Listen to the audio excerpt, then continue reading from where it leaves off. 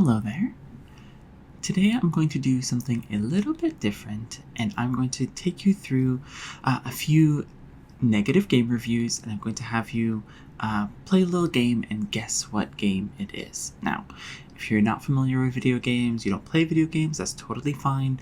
I'm going to walk you through what the game is once I reveal it, and I'll also explain sort of generally the vibe of the game, plus what might be a little bit of the sort of community thought behind the game, if you know what that means. So, with that, I can just go ahead and get started. But I hope you enjoy, and I think this will be a little bit fun. I don't know. So, these are all going to be negative game reviews, okay? So these are not my opinions. And I guess I could give you the name of the person that left the review, but maybe I'm just doxing them, so maybe I shouldn't do that, right? I shouldn't do that. Okay, so this is the first game. Okay, game number 1. It's a video game. These are all very popular video games in some capacity. It might be popular with different groups of people, but they're not going to be they're not going to be obscure, you know? So the first negative review is a horrible game with horrible keybinds, made for people with 250 IQ and understand every mechanic known to man, like throwing a newborn baby into the ocean and expecting to swim 150 kilometers back to shore. So this is all in caps. So this person's very mad.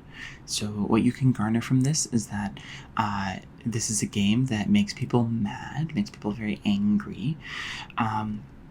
This seems to be written as a sort of a rageful review, sort of in the heat of the moment, perhaps. I would suggest that this person perhaps take some therapy. Maybe they anger management classes would be very, very helpful for them, or at the very least, pick up a nice calming hobby.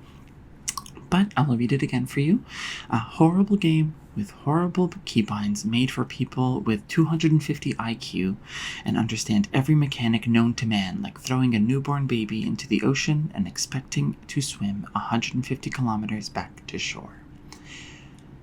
Now, if you don't know what the game this is, that's totally fine. There's going to be another hint for it as well. It's going to be a little bit easier. Maybe not a little bit easier to... Sometimes it'll be easier, but you'll get 2 hints per game, okay? So this is the same game. I'm going to give you another hint. This new negative review is not written in all caps. In fact, there is punctuation. There are some periods, some commas. It's fascinating. So what we'll do is say that this is a more sane review, okay? Awful. Wish there was a way to get a refund. No point in playing games that aren't straightforward with co-op when they're sold like they are. So, now you understand that this game might be very difficult, makes people very angry, and has co-op, but the co-op is a little bit difficult to do, perhaps. So, from these two reviews, what game might you think this would be? Okay, I'll give you 5 seconds. 5, 4, 3, 2, and 1. Okay, so this game is Elden Ring. It's a From Software game known for being very difficult and a little bit obscure in the sense that they don't tell you where to go. If you want my opinion on the game, it is... this might be a very hot take, but I actually like a lot of From Software's older work a lot more than Elden Ring. I think that Elden Ring being an open world leads to a lot of the side quests being very difficult to follow and a little bit unintuitive. And I also think that people credit the obscure storytelling a bit too much. But I did generally like it. I 100%ed it, so I think that perhaps I did spend a lot of time in it. But it is Elden Ring. It is very popular as an RPG. It's a role-playing game, so If you got it, great. If you didn't, just know that this is a game that is known for being difficult, sort of appeals to all sides of the spectrum, really, of the type of person. But I would say that it's been co-opted by a lot of really bad people, I would say, kind of. Anyway, let's move on to the next game, okay? Okay, so next game, this is in bullet points, okay? And there's only two bullet points in this one. This is a lame, cozy couples game that you play with your GF/wife. Was expecting a game to contain gameplay. K, thanks, bye. So, I get the sense that this person is probably a man that I would not want to hang out with in any way, shape, or form. And I would say that, cozy couples game is something that really stands out. This is a lame, cozy couples game that you play with your GF/wife. Was expecting a game to contain gameplay. K, thanks, bye. I really like this game. I think that this is a very good game, and I would say it is good to. I did play it with my husband, so I would say that it is good for couples, but it's also, I played the majority of the time solo, so I don't know what this person's on about, but here's the second one in case you can't guess it. Not so cozy, quote-unquote cozy game. Co-op is basically frustrating to play since quests don't share. Lots of mechanics that, yes, can be fixed with mods, but still no solution to the co-op problem. Doesn't deserve the hype and love by the community. So as this negative review might be indicating, this game generally is pretty beloved, really revived the genre that it is a part of, really like sort of skyrocketed the genre, right? So I think those are pretty good hints. So if you don't know what it is, I think you might not get it at this point, or you might have some ideas, right? But I'll give you 5 seconds to think about it. 5, 4, 3, 2, and 1. Okay, so this one is Stardew Valley. Now, if you don't know Stardew Valley, it is a farming simulator made by like one person. Came out quite a while ago, but it basically revived not only farming simulators, but just like kind of cozy games in general. It really skyrocketed a particular type of game that has a lot of either like time management and you like manage relationships. Because certain games beforehand, games like Harvest Moon and I can't remember the Story of Seasons. Is that also Harvest Moon? I think that's different. But those were popular like really a long time ago, whereas now Stardew Valley sort of like skyrocketed new games within that genre, within like sort of the cozy game genre. I really like this game. I think that it is well worth whatever like small amount of money it costs. It doesn't cost that much. And it is actually very good to play with a significant other. That person wasn't lying. They just were being rude about it, I guess. So there's that. Okay, let's go to the next one. Next. Okay, so for this one is going to be I don't like the companions which the developers created. Face, voice intonation, attitude, own story. I wish the game would have a different approach towards storytelling. Okay. So, very story-focused game. I would say this is a bit more, maybe not hardcore, but it's definitely more involved than Stardew Valley. Not to say that Stardew Valley is not involved. It can be very, very involved. I spent perhaps 400 hours in that game, so it's pretty involved. But this one definitely has, I would say, a bit more commitment up front. So I'll repeat that. I don't like the companions which the developers created. Face, voice intonation, attitude, own story. I wish the game would have a different approach towards storytelling, period. There is something I am omitting here, but I think it would be giving it away a bit too much. So there's that, and then I will I will then move on to the second negative review. So this one, it's actually kind of interesting because the first negative review, the person has 70 hours on the game, and then this negative review, they have 170 hours. So they spent a lot of time in this game to leave a negative review.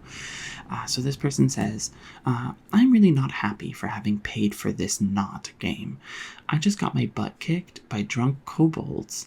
The game is rigged to not give a player a chance. Just the way I see it.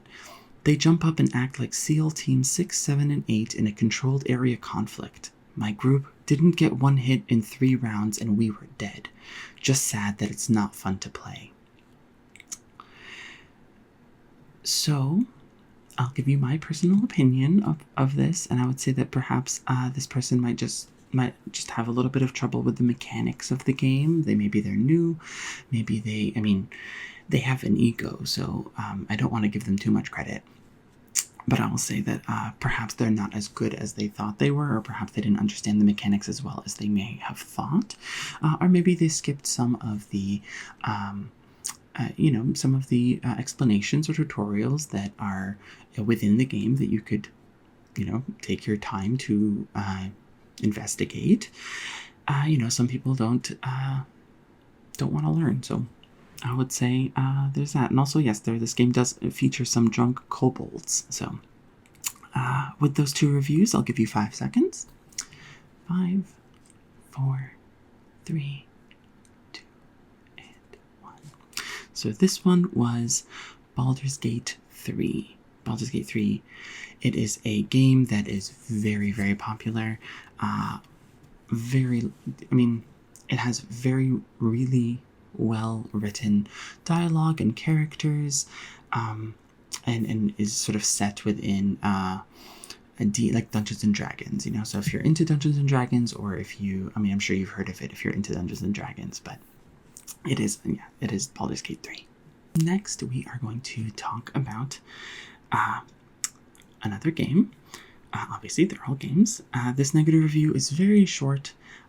You probably won't get it from just this negative review, but I kind of want to give it to you anyway, okay? So this one is, my grandma runs better than this game. That's all that it says. They have 40 hours on the game,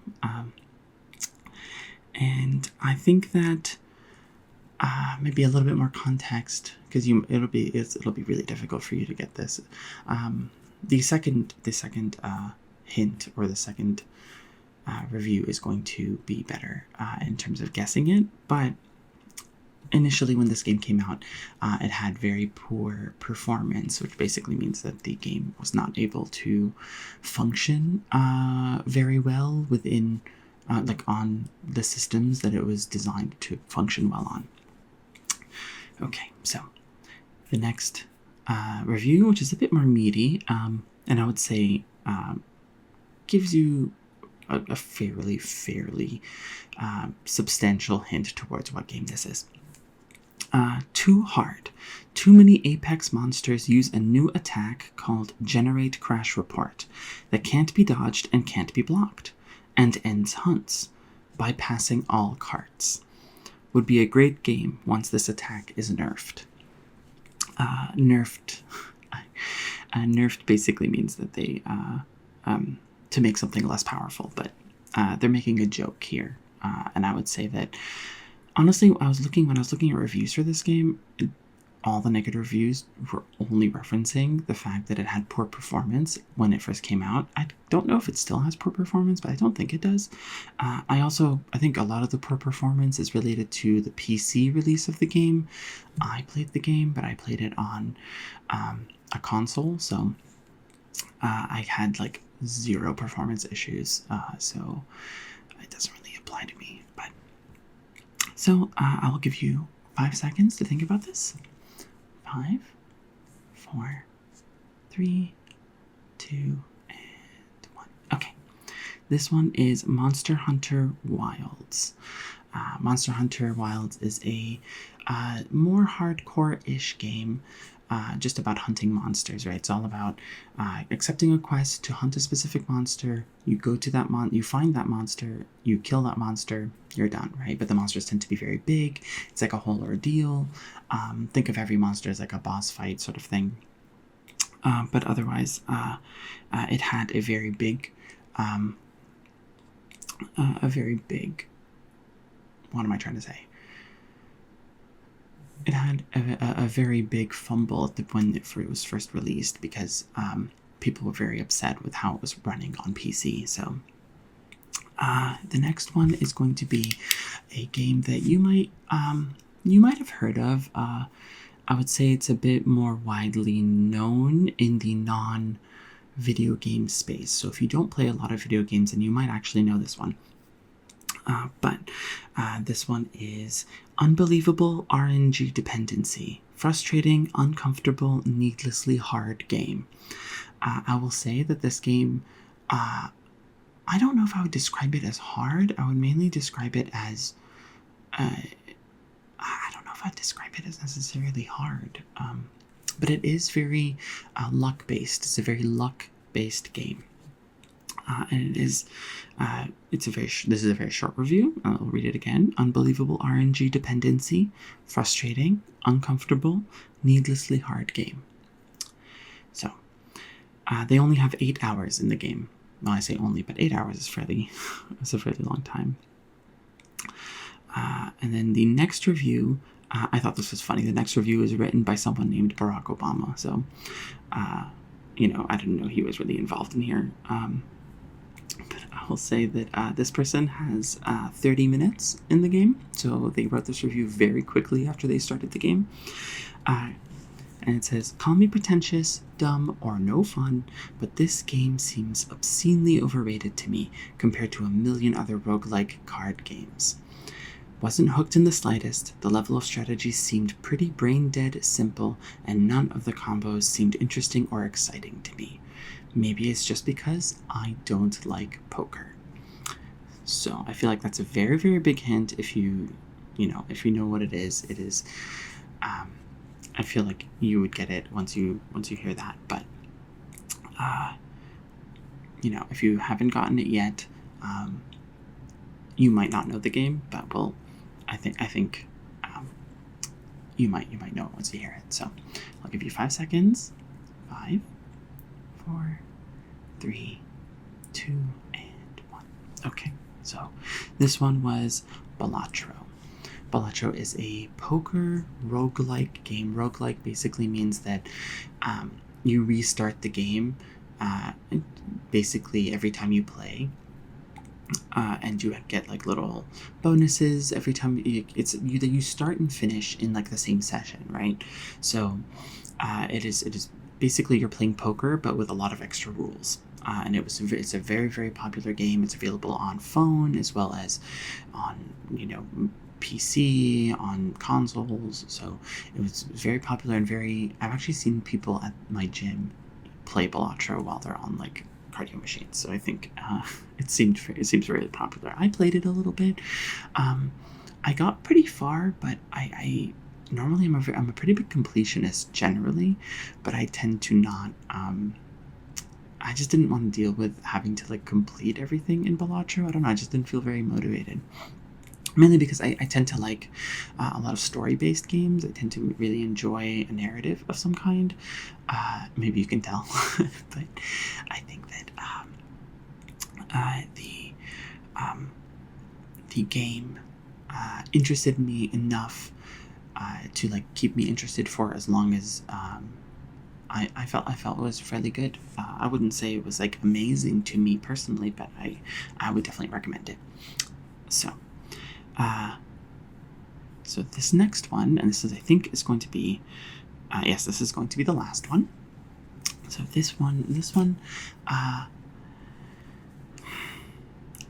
I'm going to say should be fairly simple to get. Both hints, both reviews drop very distinct, unique descriptors. So keep a lookout. So this first one is, rename this game to Greek Manga Techno Death Simulator. I am tired of games being too hard. They are not fun. I cannot progress anymore.